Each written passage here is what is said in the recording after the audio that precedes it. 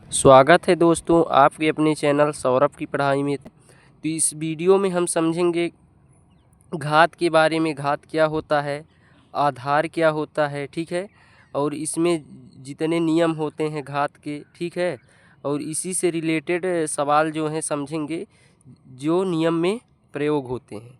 तो वीडियो में अंत तक बने रहिएगा जिससे कि आपको समझ में आए। तो चलिए समझते हैं। सबसे पहले घात क्या होता है, आधार क्या होता है, तो चलिए समझते हैं। तो देखिए दोस्तों, यहाँ पर जो घात और घाता और आधार, ठीक है, तो घात देखिए इसमें जैसे x का घात 5 है, इसे हम घात कहते हैं और इसे हम आधार कहते हैं, ठीक है ना। तो घात ये जो ऊपर होता है किसी संख्या के घात, ये जो लगा होता है इसे घात, और ये आधार कहलाता है। जैसे मान लीजिए 2 का घात 3, तो ये 3 घात हो गया, 2 आधार हो गया। तो इसका मतलब क्या हो गया, 2 का 3 बार उसी में गुणा, 2 गुणे 2 गुणे 2, ठीक है। तो ये इसका मतलब हो गया 2 दूनी 4 दूनी 8, ये इसका मान आ गया, ठीक है। तो यहाँ पर ये जो है घात है और ये जो है आधार है। आधार मतलब बेस। तो आपको घात और आधार समझ में आ गया होगा। तो घात को ही हम क्या कहते हैं, घातांक, ठीक है। तो इसके हम नियम को समझने वाले हैं, ठीक है।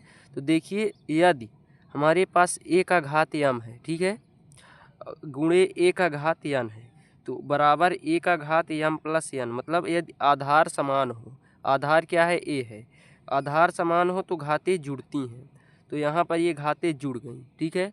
अब इस नियम को हम सवाल के आधार पर समझेंगे। अब देखिए दूसरा क्या है, यदि घात समान हो, ठीक है, तो आधार का गुणा हो जाता है। देखिए, यदि घात यम यम, आधार अलग अलग हैं, घात समान है तो किसका गुणा हो रहा है, आधार का, a गुणे b, और घात वही हो रही, ठीक है। तो इस प्रकार ये तो आपको समझ में आ गया होगा। दूसरा नियम देखिए, तीसरा नियम, यदि a का घात यम है और यम का घात भी n है, तो क्या होगा, यम का n में गुणा, घात का घात में गुणा होगा। a का घात यम गुणे n, मतलब घात का घात में गुणा हो जाएगा, ठीक है। तो ये भी आपको समझ में आया होगा। अब देखिए, यदि a की घात m, ठीक, भागे a की घात n, मतलब देखिए यहाँ पर आधार समान है लेकिन घातें अलग अलग हैं, लेकिन यहाँ पर क्या हो रहा है, भाग हो रहा है, ठीक है। तो क्या हो जाएगा, इसकी जो ये घातें हैं तो घट जाएंगी आपस में, m माइनस n, a की घात m माइनस n, इसमें घट गया। जैसे यहाँ पर आधार समान था, गुणा था, तो गुणा में घातें जुड़ती हैं और भाग में घातें घटती हैं। ये और ये एक दूसरे के अपोजिट है, ठीक है। इसमें गुणा है, इसमें भाग है, तो इसमें जुड़ जाता है, इसमें घट जाता है, ठीक है। अब देखिए यहाँ पर a बटे b, मतलब a का भाग यदि b में देते हैं और पूरे की घात m लेते हैं, तो इसके बराबर a के घात में भी m हो जाएगा, b के घात में भी m हो जाएगा। चलिए दो नियम और समझते हैं। देखिए यहाँ पर जो छठवां नियम है, यदि a की घात माइनस 1 है तो ये 1 बटे a हो जाएगा, ठीक है। मतलब ये बटे में आएगा तो इसका जो घात है तो प्लस का 1 हो जाएगा, लेकिन प्लस 1 लिखा नहीं जाता, तो इसी का क्या हो जाएगा, यदि हम 1 बटे a की घात माइनस 1 करें, ठीक है, तो ये जब ऊपर जाएगा, ठीक है ना, इसके ऊपर, तो a की घात 1 हो जाएगा, तो इसका मान क्या होगा, a होगा, ठीक है।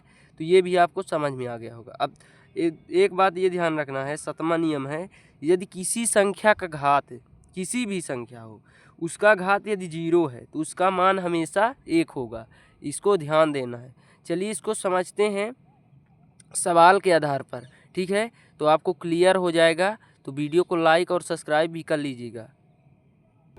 दोस्तों सबसे पहले नियम को देखिए, समझते हैं क्या है, a की घात m गुणे a की घात n बराबर a की घात m प्लस n, आधार समान है तो घातें जुड़ती हैं। तो इसको उदाहरण से समझते हैं। देखिए, यदि x का घात 2 है इंटू x का घात 5, तो आधार ये जो है समान है, तो क्या होगा, x की घात 2 प्लस 5 तो बराबर x की घात 7, ठीक।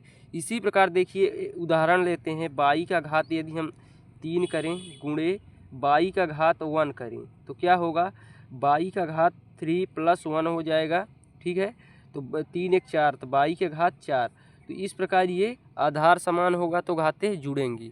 तो पहला नियम तो आपको समझ में आ गया होगा। चलिए अब दूसरा नियम भी समझते हैं।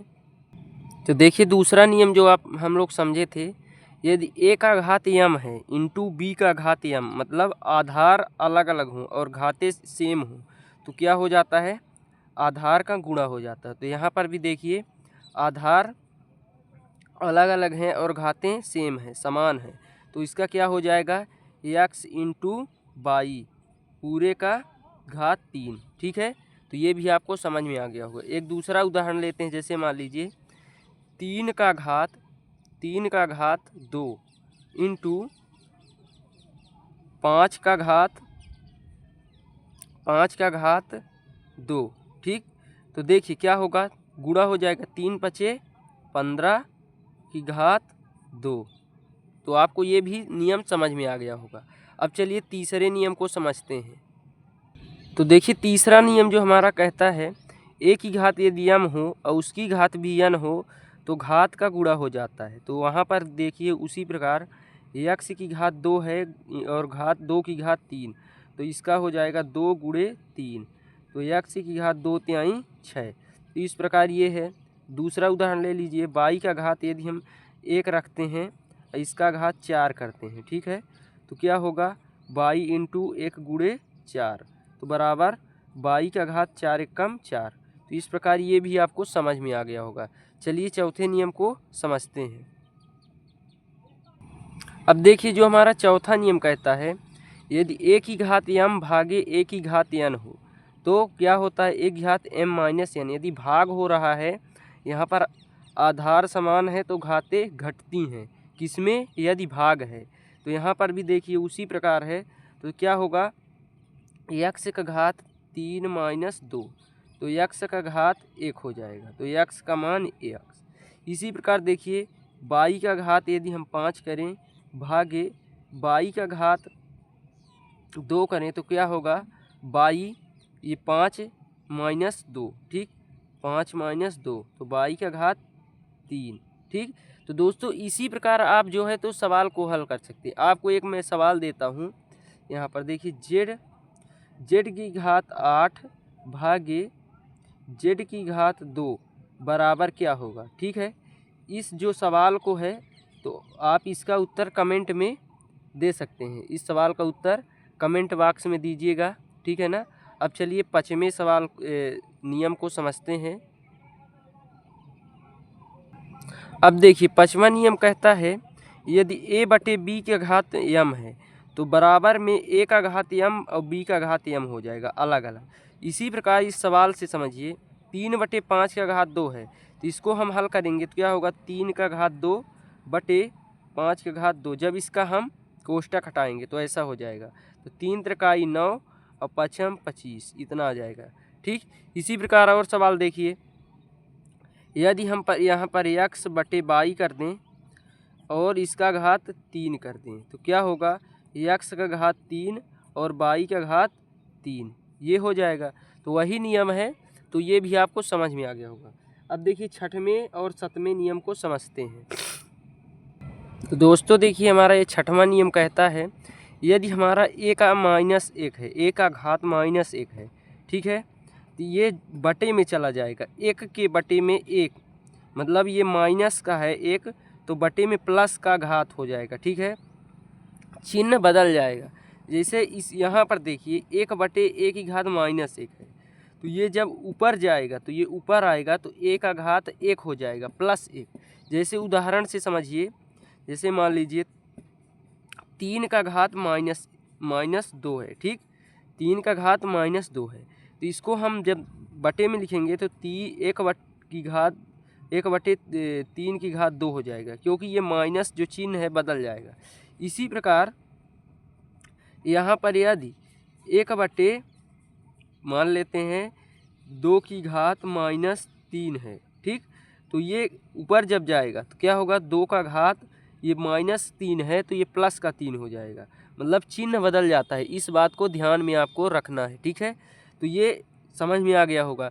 और दूसरी बात, सातवां नियम कहता है, यदि किसी संख्या का घात 0 है तो उसका मान 1 होगा। क्यों, जैसे मान लीजिए 2 का घात 0 है तो उसका मान 1 होगा, 8 का घात 0 है उसका मान 1 होगा। जैसे मान लीजिए आपको सवाल देते हैं, 2 की घात 3 गुणे 4 की घात 2 गुणे 5 की घात 0 क्या होगा। ठीक है, तो अब देखिए कि इसको कैसे हल करेंगे। 2 का घात 3 2 दूनी 4 दूनी 8 हो जाएगा, गुणे 4 की घात 2 4 चौक 16 हो जाएगा, गुणे 5 का घात 0 क्या होगा 1 लिखेंगे। ठीक है, तो 16 अट्ठे 128 गुणे 1, तो इसका मान 1 होगा 128।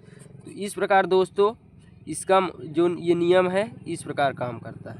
मतलब किसी संख्या का घात यदि 0 रहेगा तो उसका मान 1 होगा, इस बात को ध्यान में रखना है। ठीक है, तो ये आपको सभी नियम समझ में आ गए होंगे।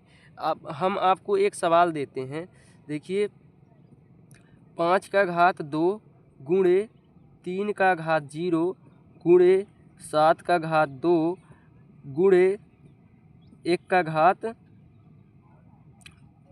5। ठीक, तो इस सवाल को आपको हल करना है और इसका उत्तर जो है कमेंट बॉक्स में देना है। ठीक है, तो इसको हल कीजिएगा और उत्तर बताइएगा इसका। ठीक है, क्या होगा देखिए यहाँ पर यदि a का घात 1 है तो इसका मान क्या होगा a होगा। ठीक है, मतलब किसी संख्या की घात 1 नहीं लिखा जाता। ठीक है, जहाँ 1 का घात 5 है तो इसका मान क्या होगा 1 होगा। 1 का 5 बार गुणा करेंगे तो 1 ही आएगा, तो ये तो आपसे बन जाएगा। तो इसका उत्तर जो है कमेंट में दीजिएगा। ठीक है, वीडियो अच्छा लगा हो तो लाइक और चैनल को सब्सक्राइब कर लीजिएगा। धन्यवाद।